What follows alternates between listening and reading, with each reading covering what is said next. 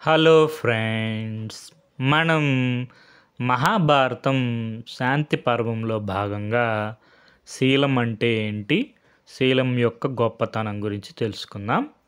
ధర్మరాజు భీష్మాచార్యులు వారిని ఈ విధంగా అడుగుతున్నారు.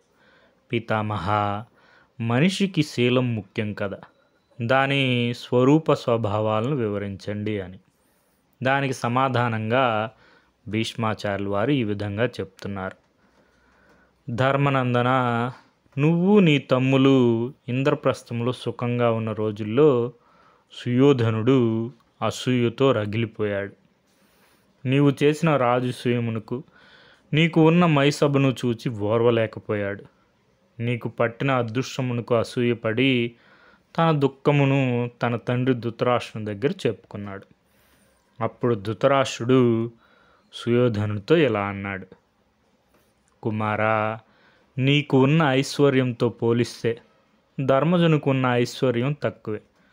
కానీ ధర్మరాజుకు మంచి శీలం ఉంది, నీకు అది లేదు. ధర్మరాజుకు ఉన్న ధనం కన్నా మంచి ప్రవర్తన ఎక్కువగా ఉంది, కాబట్టి నీకన్నా ఎక్కువ సంపన్నుడిగా నీకు కనపడుతున్నాడు. నీవు కూడా మంచి గుణములు అలవర్చుకొనుము, అప్పుడు నీకు ఉన్న సంపద ఎక్కువగా కనిపిస్తుంది. నీ పూర్వీకులైన మాంధాత, నాభగుడు మొదలగు చక్రవర్తులు తమ తమ శీల సంపద చేత ఈ లోకంలో గౌరవాభిమానములను పొందారు. పూర్వము ప్రహ్లాదుడు తన శీల సంపదతో ఇంద్రుణ్ణి జయించాడు, ముల్లోకములలో ధర్మబద్ధంగా స్వాధీనపరుచుకున్నాడు. అప్పుడు ఇంద్రుడు బృహస్పతి వద్దకు పోయి తిరిగి తన రాజ్యం సంపాదించుకునే ఉపాయం చెప్పమని అడిగాడు. అప్పుడు బృహస్పతి ఇంద్రుణ్ణి శుక్రాచార్యుని వద్దకు పంపాడు. ఇంద్రుడు శుక్రాచార్యుని వద్దకు పోయి తనకు మేలు సమకూరే మార్గం చెప్పమని అడిగాడు. అప్పుడు శుక్రాచార్యుడు ఇంద్రుణ్ణి ప్రహ్లాదుని వద్దకు వెళ్ళమని చెప్పాడు. అప్పుడు ఇంద్రుడు బ్రాహ్మణ వేషంలో ప్రహ్లాదు వద్దకు పోయి అతని వద్ద శిష్యరికం చేస్తున్నాడు. అతని భక్తి శ్రద్ధలకు మెచ్చి ప్రహ్లాదుడు ఇంద్రుణ్ణి ఏం కావాలి అని అడిగాడు. ప్రహ్లాద, నీవు స్వర్గాధిపతి ఇంద్రుణ్ణి ఎలా గెలగలిగావు అని అడిగాడు. అప్పుడు ప్రహ్లాదుడు ఇంద్రునితో ఇలా చెప్పాడు. విప్రోత్తమ, నేను రాజును అనే గర్వంతో ఎవ్వరిని అగౌరవపరచను.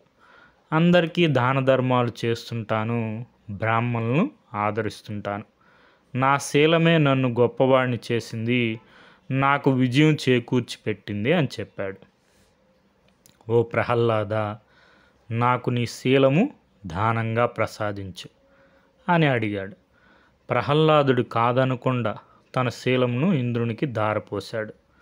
శీల సంపన్నుడైన ఇంద్రుడు వెళ్ళిపోయాడు. అప్పుడు ప్రహ్లాదులో నుండి ఒక తేజోవంతుడైన ఆకారం బయటకు వచ్చింది. ప్రహ్లాదుడిని అతను చూచి, నీవు ఎవరు అని అడిగాడు. ప్రహ్లాద, నేను నీ శీలము, నన్ను ఇంద్రుడికి దానం ఇచ్చావు, నేను అతని వద్దకు వెళ్తున్నాను అని వెళ్ళిపోయాడు. అతని వెంట ధర్మము, సత్యము, మంచి ప్రవర్తన, బలము మొదలగు మంచి లక్షణములు అన్నీ కూడా తేజోమైన ఆకారంతో ప్రహ్లాదుని విడిచి వెళ్ళిపోయాయి.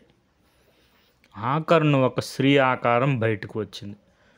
నీవు ఎవరు అని అడిగాడు ప్రహ్లాదుడు. నేను సిరిని, బలం ఎక్కడ ఉంటుందో అక్కడ నేను ఉంటాను అని చెప్పి వెళ్ళిపోయింది. అమ్మ ఆగు, నాకు ఒక్క విషయం చెప్పు, నా నుంచి శీలం దానంగా గ్రహించిన వాడు ఎవరు అని అడిగాడు.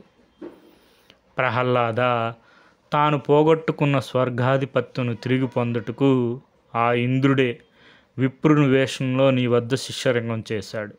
నీ వద్ద నుండి నీ శీలమును దానంగా పొందాడు, నీవు నీ శీలమును పోగొట్టుకున్నావు. ప్రహ్లాద, మనిషికి శీలం ప్రధానమైంది. శీలం వలన ధర్మం వర్ధిల్లుతుంది, ధర్మం వలన సత్యం వర్ధిల్లుతుంది, సత్యం వలన మంచి ప్రవర్తన, మంచి ప్రవర్తన వలన బలము వర్ధిల్లుతాయి. ఎక్కడ బలం ఉంటుందో అక్కడ నేను అంటే సిరి ఉంటాను. కాబట్టి సమస్త గుణములకు శీలము ముఖ్యము అని చెప్పి సిరి ఇంద్రుని వద్దకు వెళ్ళిపోయింది.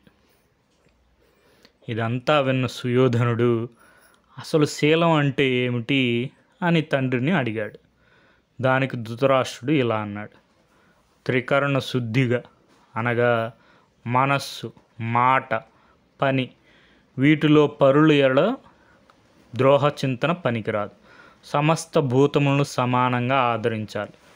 పరులకు హాని చేయకూడదు. సిగ్గుతో తలదించుకునే పనులు చేయకూడదు అని అందరికీ తెలియచెప్పాలి. జనమునకు ఇష్టమైన రీతిలో నడుచుకోవాలి. దానినే శీలము అంటారు. దీనిని మనస్సులో ఉంచుకొని ప్రవర్తించిన వాడికి అపజయం లేదు అని చెప్పాడు ధృతరాష్ట్రుడు. కాబట్టి ధర్మనందన, నీకు శీలము పుట్టుకతోనే వచ్చింది. పైగా నేను కూడా నీకు శీలం గురించి చెప్పాను. కాబట్టి శీలవంతుడై మెలుగుము అని భీష్మాచార్యులు ధర్మరాజుకి శీలం యొక్క గొప్పతనం ఏంటి, శీలం అంటే ఏమిటి అని చెప్పారు. మనకి ఇది మహాభారతం శాంతి పర్వం తృతీయ ఆశ్వాసంలో ఉంటుంది. మూలం మహాభారతం, తెలుగు అనుసరణ కవిత్రయం పాదరేణువు మొదలు వెంకట సుబ్రహ్మణ్యం గారు. Okay friends, thank you for watching.